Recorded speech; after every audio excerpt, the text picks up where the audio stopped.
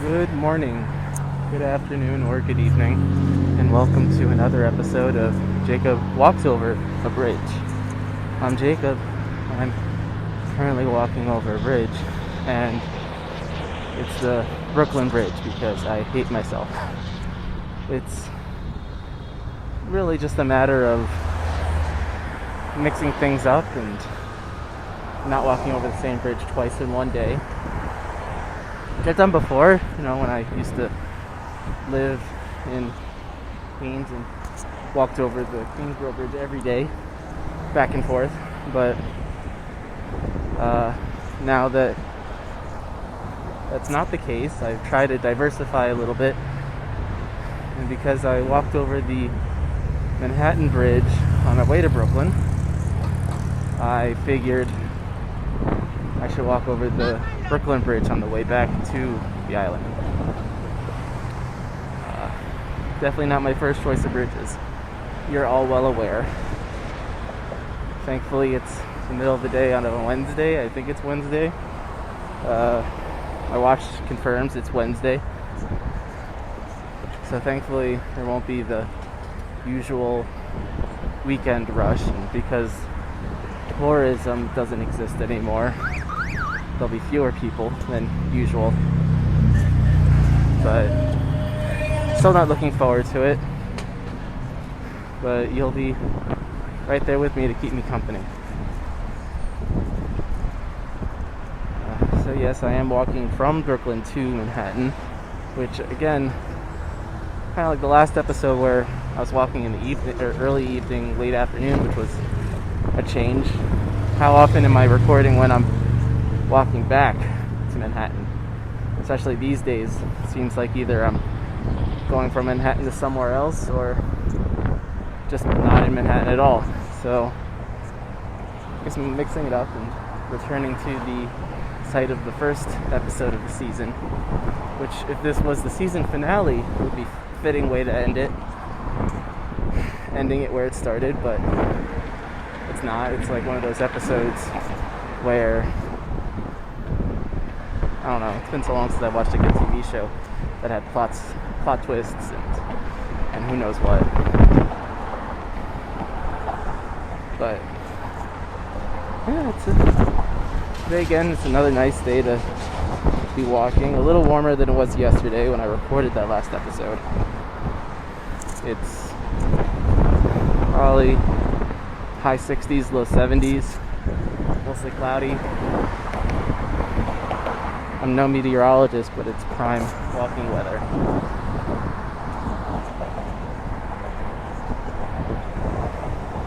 Also, the first time in a while, I'm recording with a very heavy backpack. Got a lot of stuff for myself and for my family when I'm going home for high holidays, the end of this week, and took a poll of the fam and saw what they wanted to get, and got that and more. They will be pleased, I am sure. I got some of the goodies that they've come to know and love from Brooklyn Heights, to be specific.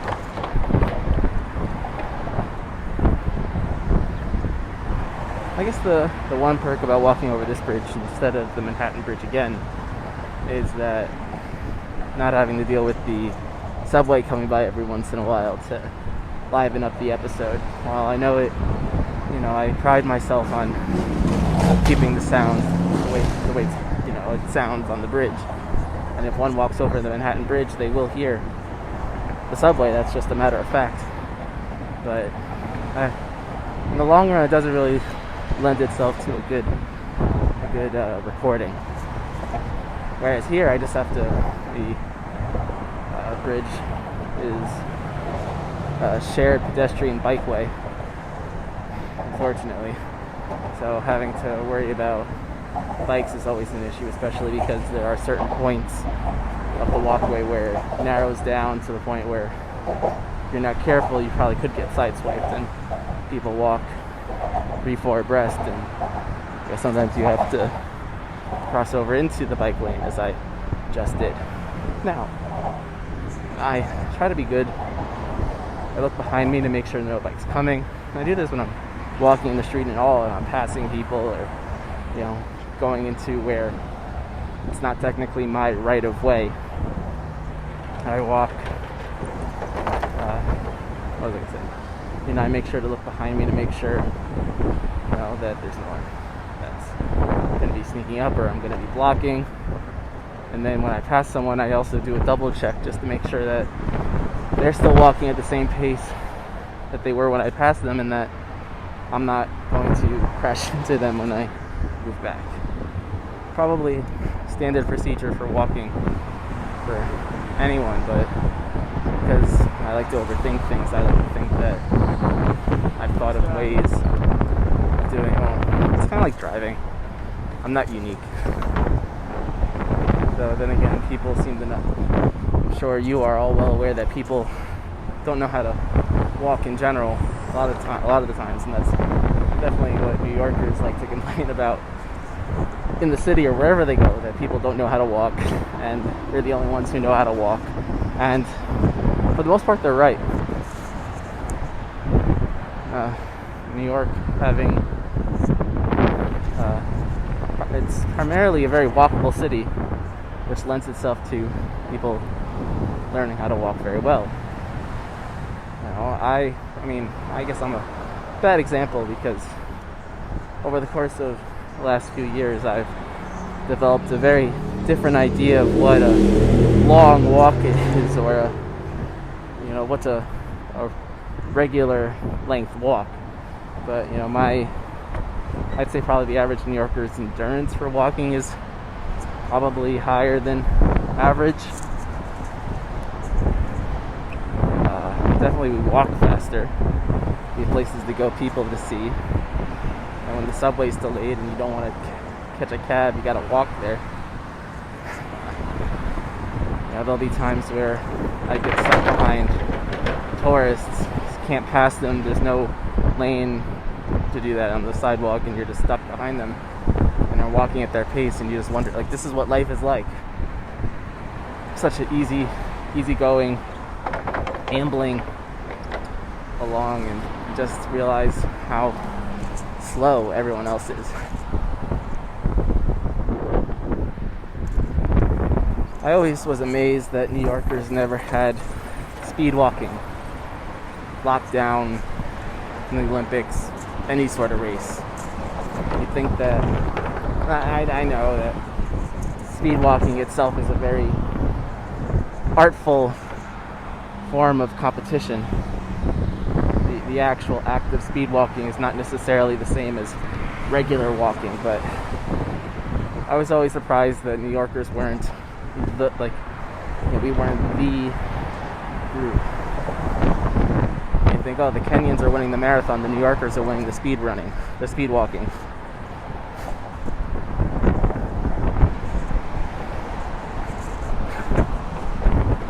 It always surprised me. Actually not as bad as I thought it was going to be. I mean, maybe just all my memories of this bridge are based off of times I've been here when it's not a pandemic. But for the most part, traffic is pretty light.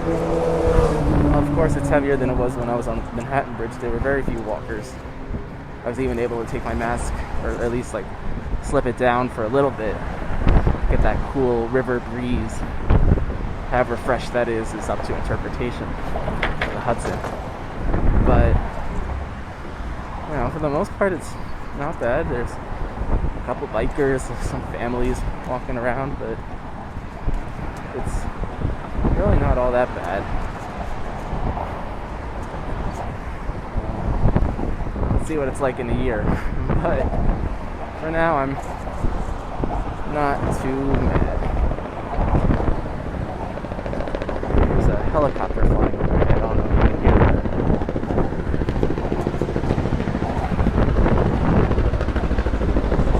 I don't know where it's going. It's slowly passing overhead.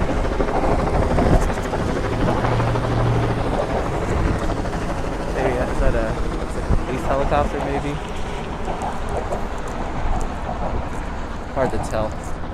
Well, that's not. You can't see the logo for the police, but it's probably a tourist helicopter if those are still going. So they are circling around the bridge, probably to admire it, not necessarily to protect it. Just looked right into the sun. You're not supposed to do that. I'm gonna keep looking down now where I'm walking.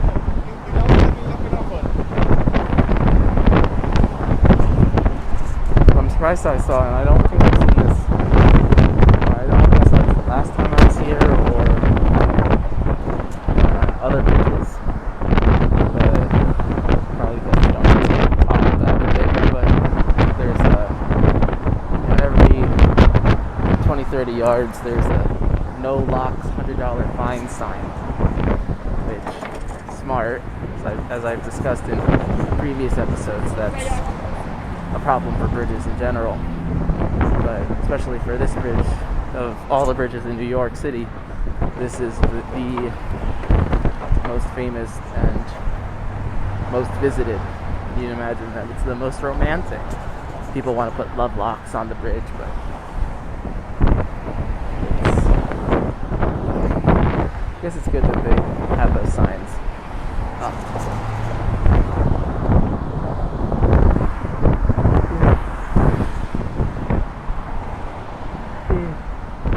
Yawning.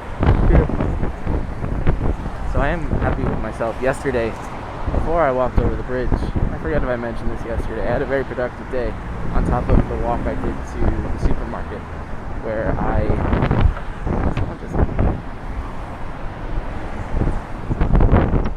if you're walking, and there's enough space to space out, pandemic or not, you should really give people some space.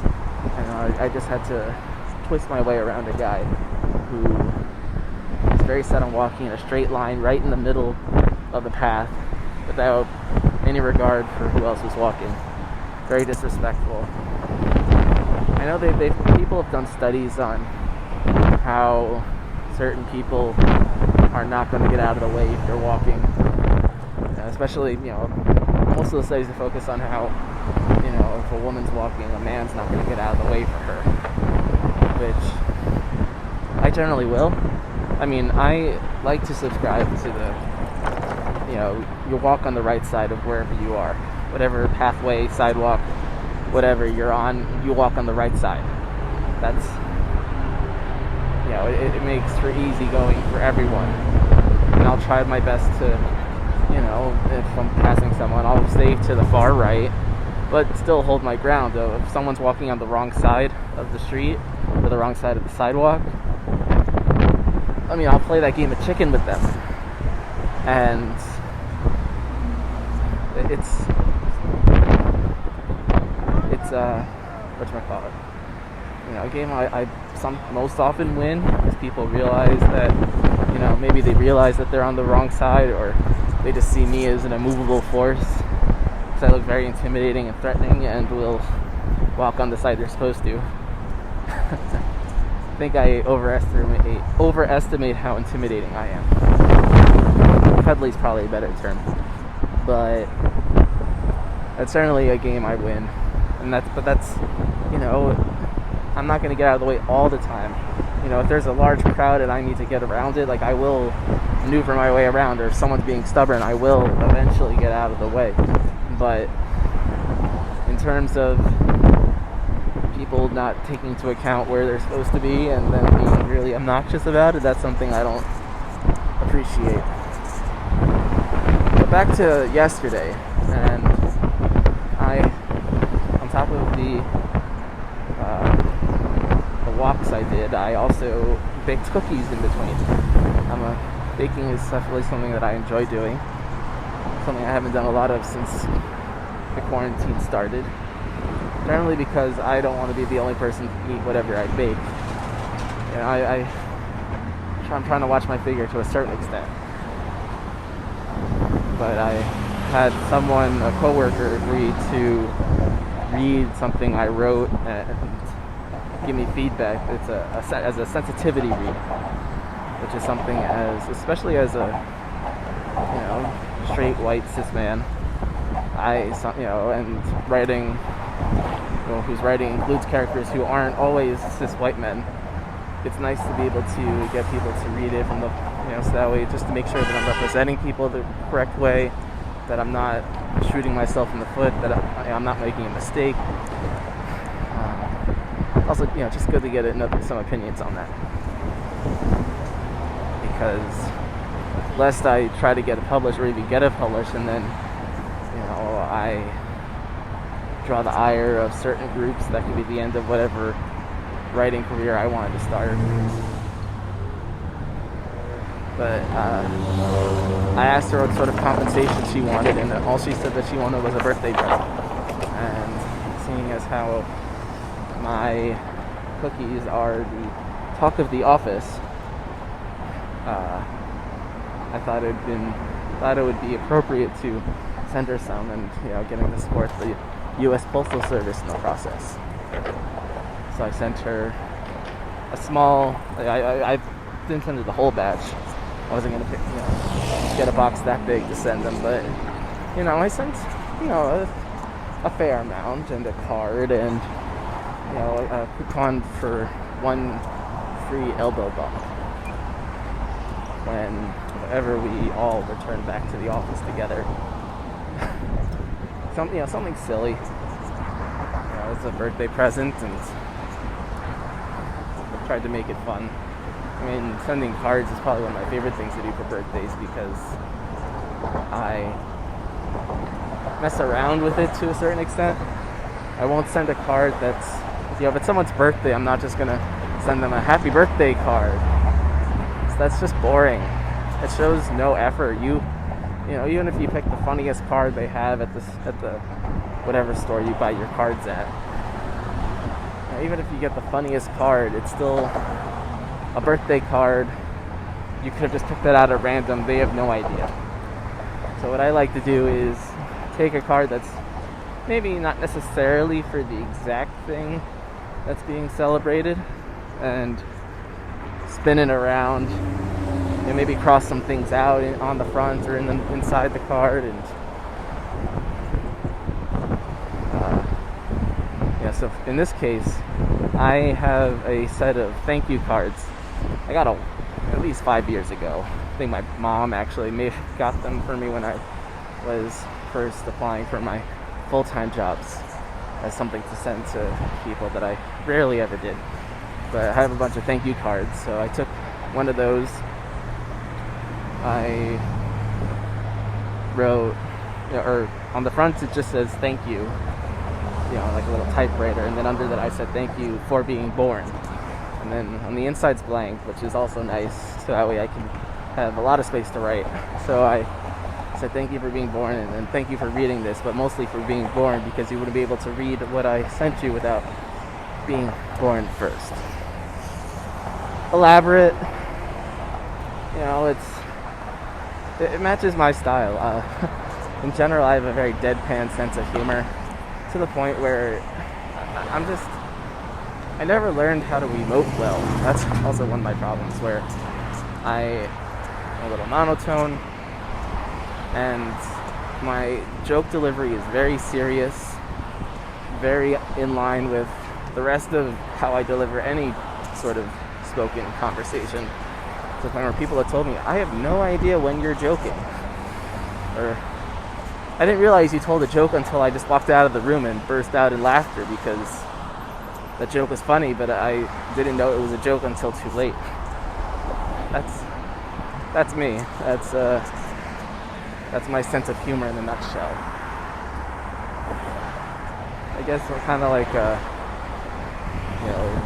Stephen Wright is a good example, probably, of someone who's a similar style to me anyway. At least when it comes into delivery, he was very deadpan. I think I emote a little more than Stephen Wright did, but I forget if he's alive or not. I'll have to look that up later. But that's my, at least my sense of humor. I don't know if necessarily when I'm writing a novel, that's the sense of humor that really comes through. Yeah, I mean, I don't know myself that well. And I guess when I'm reading what I wrote, I'm too close to what I wrote to really understand the humor of it, if that makes sense. Like, I'm just writing what I think is funny. I can't really define it necessarily. Yeah, I did try to throw some humor. The book, what I had to read is not supposed to be all funny. I mean, there's some funny moments, maybe, some little quips, some little haha, that's funny. His mom works in a pizza restaurant. They eat pizza every day. That kind of thing is like, that's cute. But I'm not writing a knee slapper.